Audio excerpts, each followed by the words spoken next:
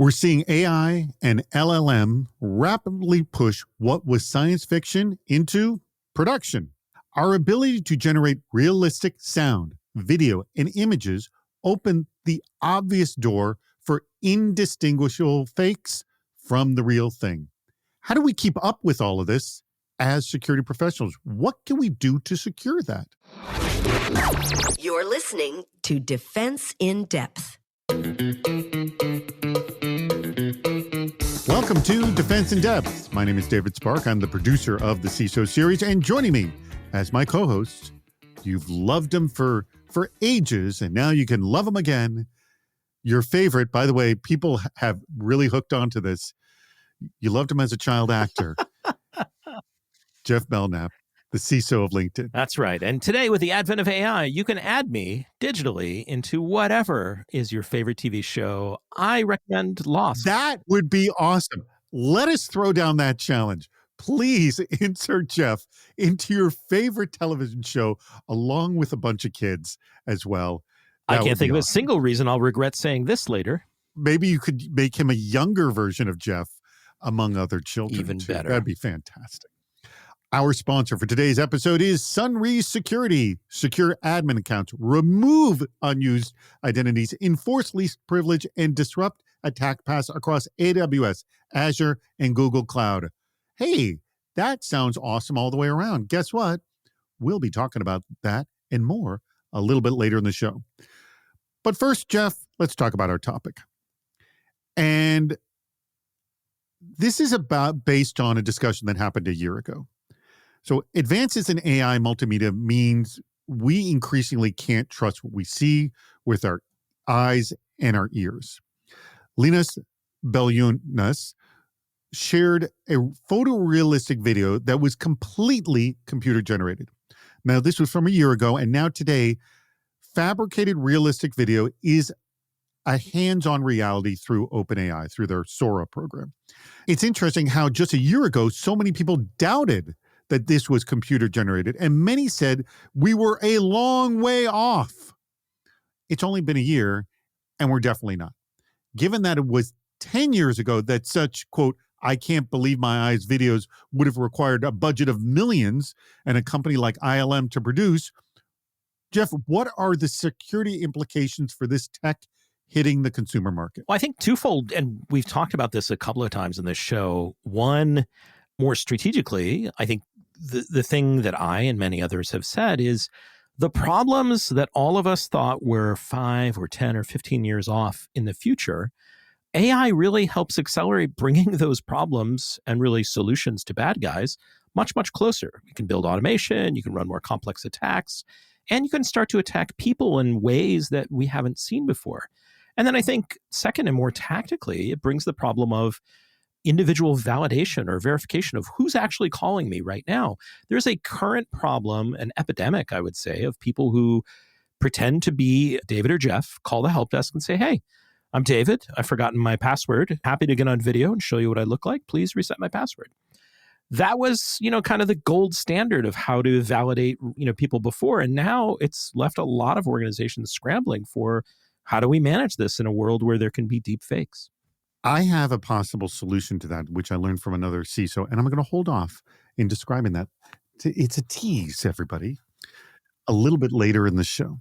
Now, I do want to say, though, before we get into this discussion and I introduce our guest too, that the people who were commenting on this, most of them were not security professionals. Usually when we're quoting people, we're quoting security professionals. And I just noted that as we were pulling quotes for this, most were not. So I just want to qualify that when we get into this. All right.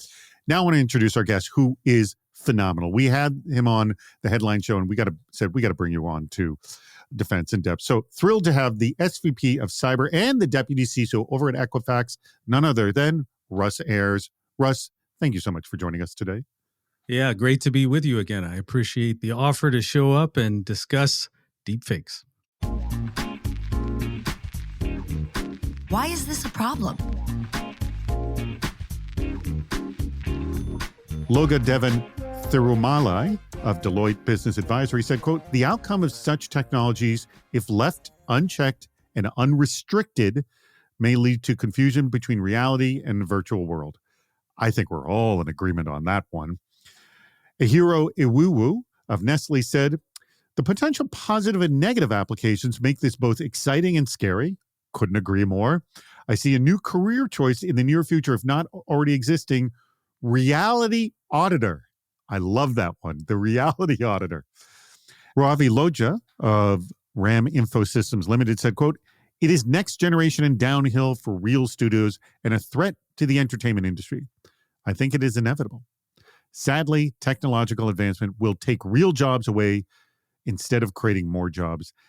I don't know if that's so true. What I think we see often is when technology comes, it shifts jobs because there are jobs that exist today that didn't exist, 3-5 years ago. And I think the same will be true here.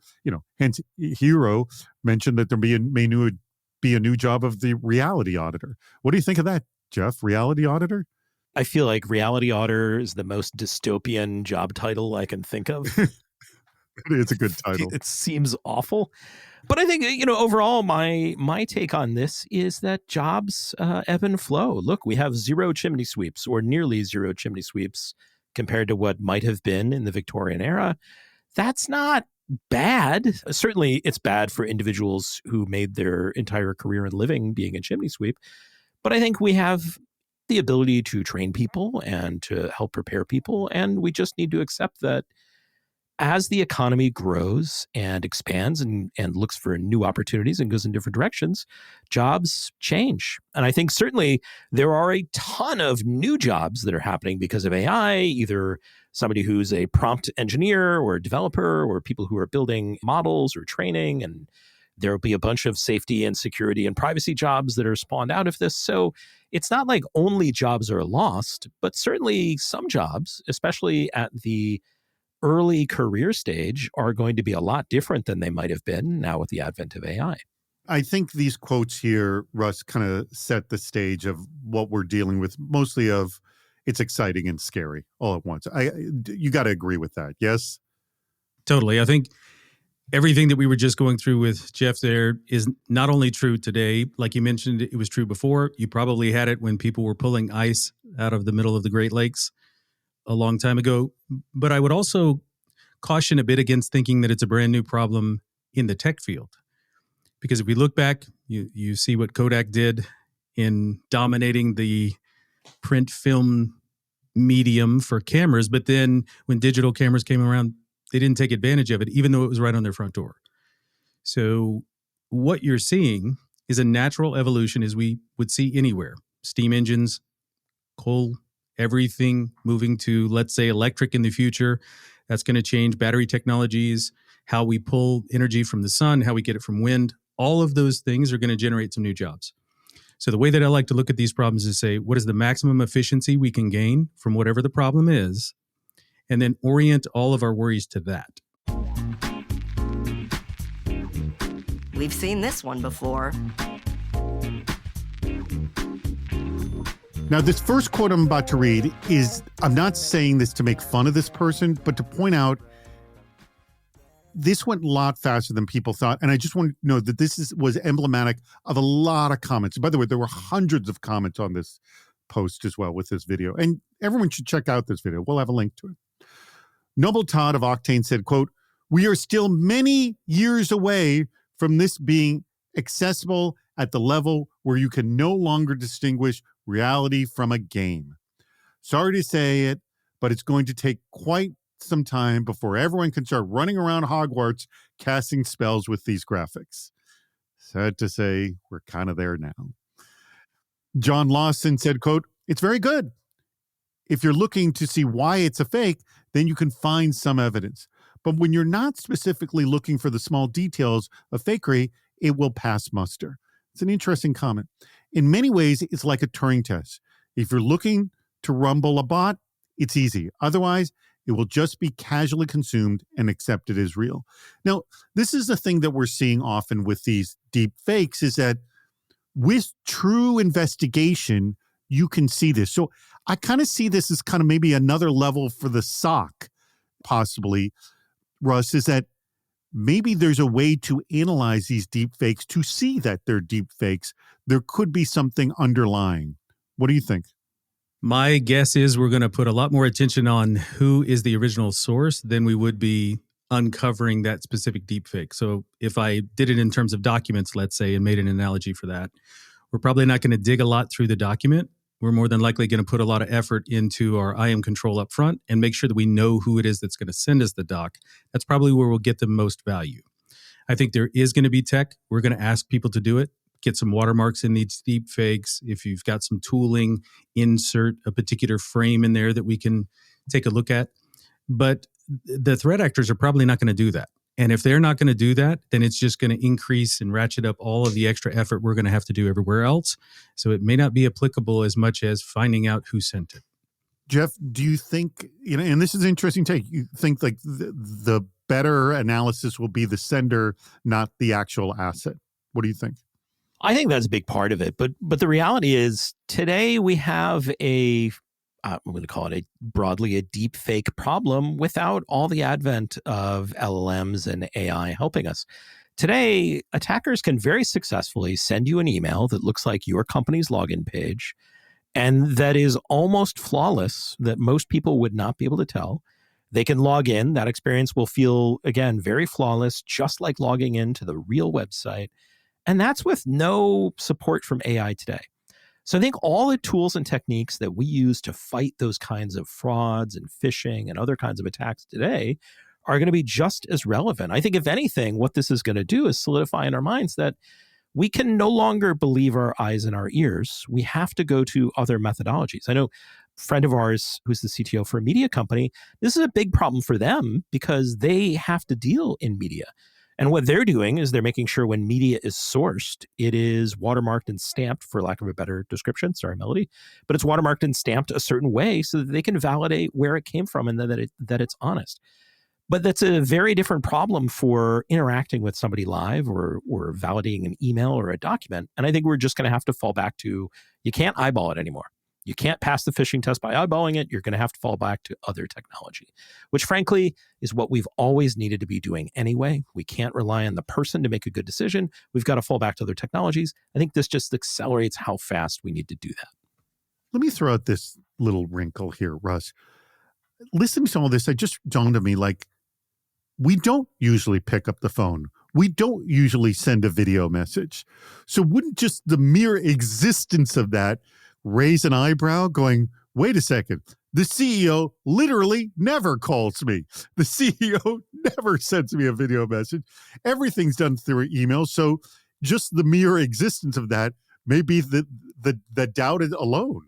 It is, except for the AI component that we just mentioned. If they're reaping all the results across everything they've done, they'll likely be able to much more quickly use the techniques that seem to be working, which means maybe they won't be using the video, maybe they won't be using the phone. But I think you bring up a very interesting point, and Jeff was hinting at it a second ago.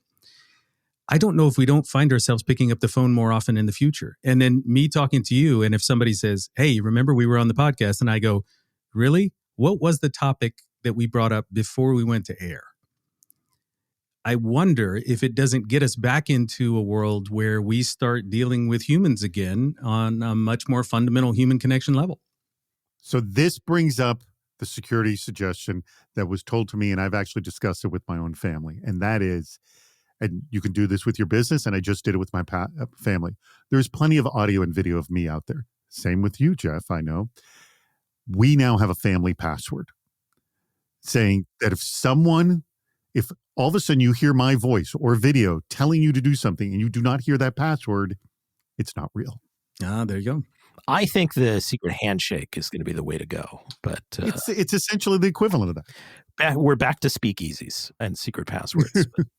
I think the real person, the real victim in all of this is going to be that CEO that you know exists that loves to send people gift cards. And they're just, they're just out of luck now. I'm going to write that down. I'm totally going to use that. Before we go on any further, I do want to tell you about our absolutely spectacular sponsor, and that is Sunre Security. So, do you know what's more old school than blowing on a Nintendo cartridge to make it work?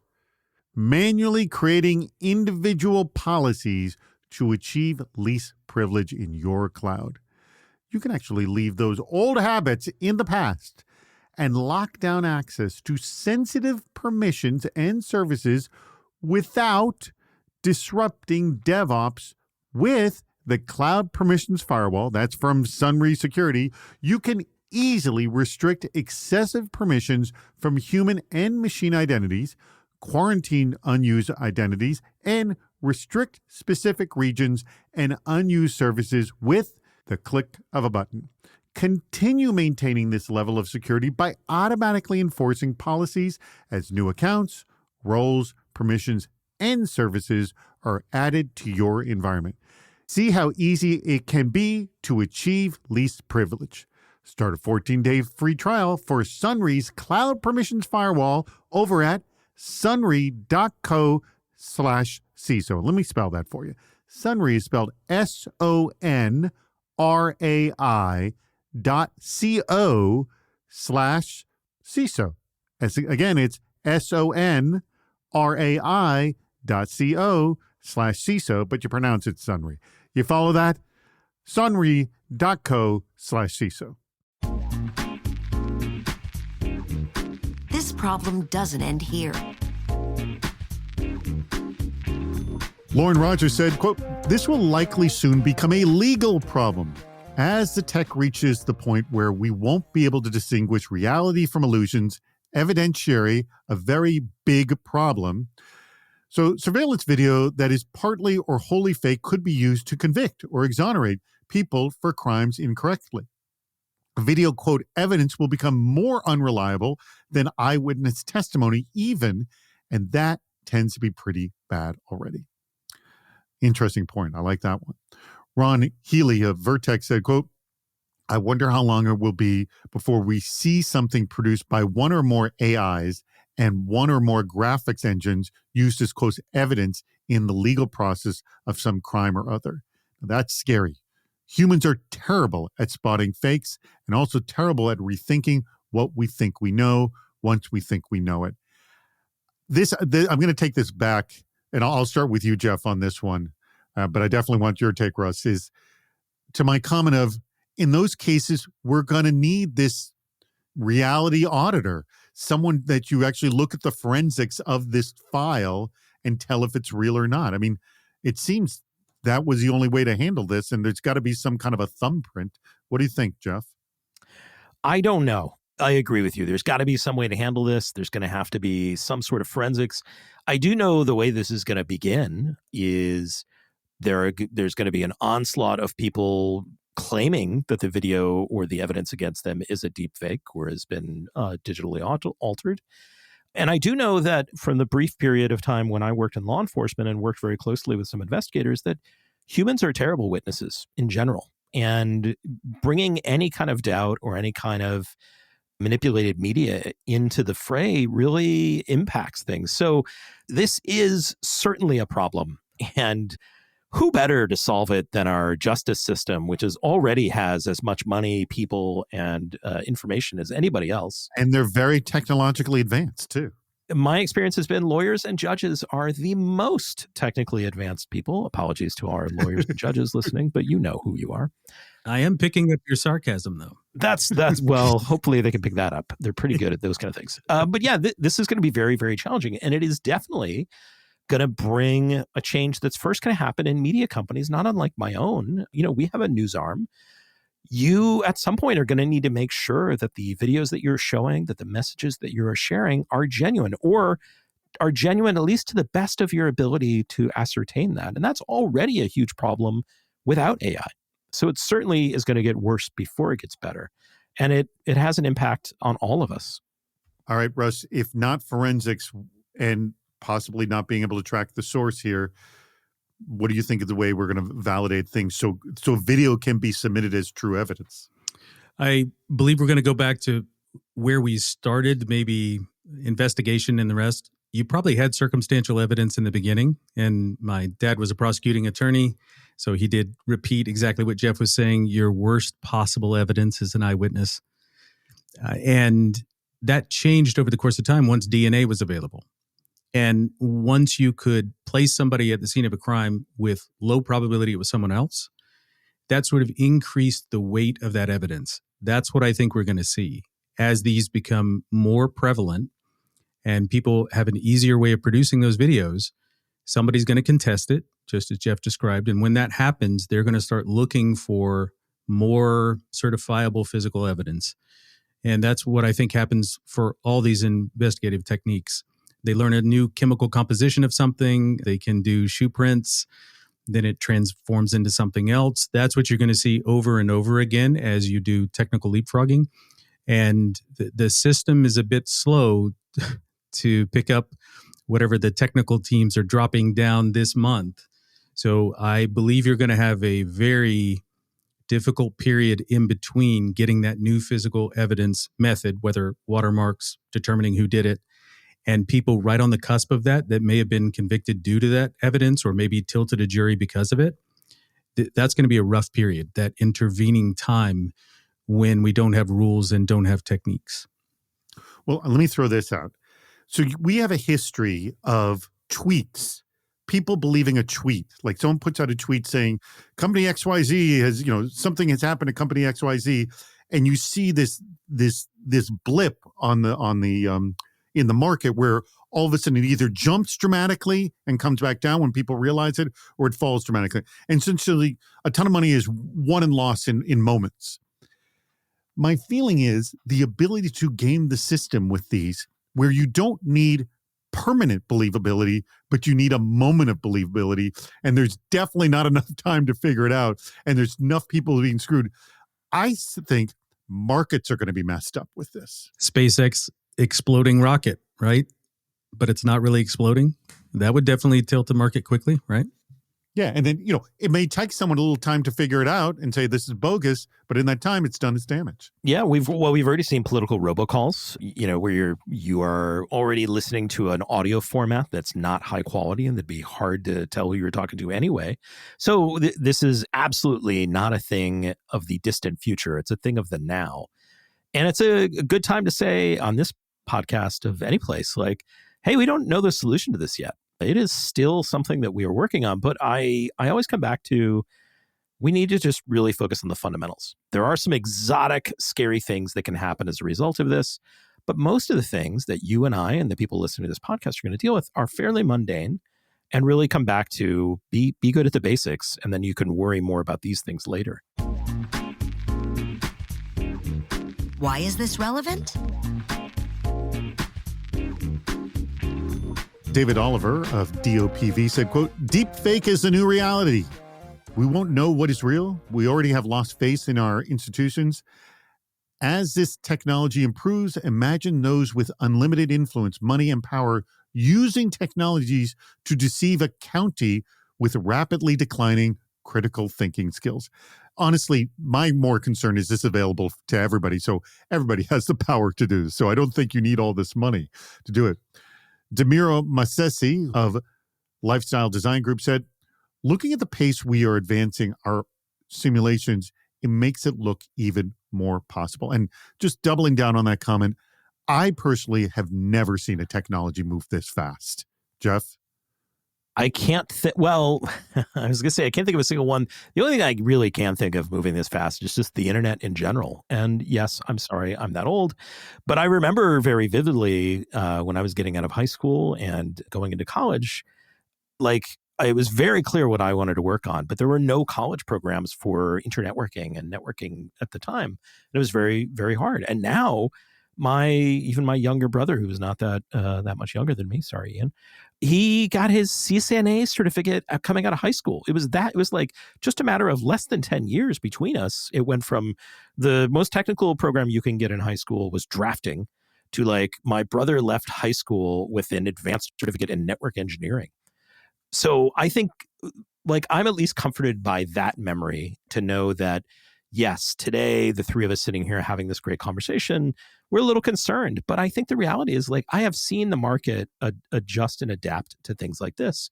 And I don't think we will be as concerned 5 years from now. Just to date myself, I studied Fortran in college. Russ? Yeah, I'm totally agreeing with Jeff there. We humans have a way to get around these problems. A little panicked in the beginning sometimes because it's an unknown or the solution's not obvious. But we have a way of figuring it out and coming out the other side with a better solve for all of us. I think that's exactly what we're going to see here. If you take a few steps back, like we were saying, am I concerned about the fact that one article I think we were talking about previously where everybody in the meeting is a deep fake, right? They're talking to the finance person.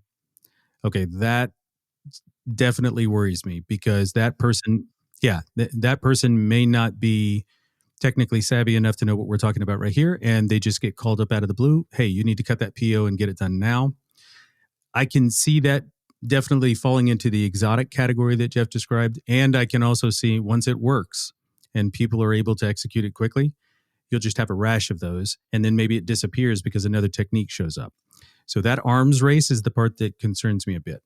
I think it goes back to the fundamentals that Jeff described. We're going to have to develop better fundamentals. We're going to have to develop those special passwords, Buttercup, or something that you have that everybody knows a method is at play that will verify the people they're talking to. I think that's where we're going to have to get to because just verifying or validating somebody based on a visual or audio representation, I don't think that's going to cut it. Let's say in the next, I would have said a year, but I think this is so fast, it may be within the next 3 months. Yeah, I agree. I think we are going to see examples of this very quickly. And I just really, why I picked this post was the fact that it only took a year to prove a lot of these people wrong, that they didn't think it was possible. And not to put them down, but just because we didn't think it was going to go this fast. And that's what was really shocking to all of us. Well, thank you. This brings us to the portion of the episode where I ask you, which quote was your favorite, Russ, and why? It was definitely people casting spells like they're at Hogwarts. That was one of my favorites. That was pretty good. Yeah, I should have asked Jeff, what house he was. Slytherin. That was my obviously. bad. Oh, of course. Yes, yeah. Of course. I should have guessed that. Jeff, your favorite quote and why? I'm going to go with this quote by DeMiro from Lifestyle Design Group. Looking at the pace we're advancing our simulations, it makes it look even more possible. And I couldn't agree more. The reality is, when we started having this conversation just about a year ago to where we are today, it has been an insanely fast evolution of what's possible. And just what I'm able to do with random AI art generators in terms of moving pictures and things like that, it is hard for me to imagine that criminals will not have this technology available to them very soon. And it's going to be a problem for all of us to start to address. Excellent. Well, that brings us to the very end of the show. I want to thank our guest, and that would be Russ Buttercup Ayers, who's the SVP of Cyber and Deputy CISO over at Equifax. Thank you, Russ. That was awesome. We definitely want you back on another show. Thank you for having me on. Absolutely. Huge thanks to our sponsor, Sunry Security. Remember, they've got a 14-day free trial on their cloud permissions firewall. Just go to their website, sunry.co/CISO. And remember, they have a funny way of spelling it, SONRAI. That's how you spell Sunry. So it's SONRAI.co/CISO. Jeff, as always, thank you so much. Greatly appreciate it. And thank you to our audience. We greatly appreciate your contributions and for listening to Defense in Depth. We've reached the end of Defense in Depth. Make sure to subscribe so you don't miss yet another hot topic in cybersecurity. This show thrives on your contributions. Please write a review, leave a comment on LinkedIn or on our site, CISOseries.com, where you'll also see plenty of ways to participate, including recording a question or a comment for the show. If you're interested in sponsoring the podcast, contact David Spark directly at david@CISOseries.com. Thank you for listening to Defense in Depth.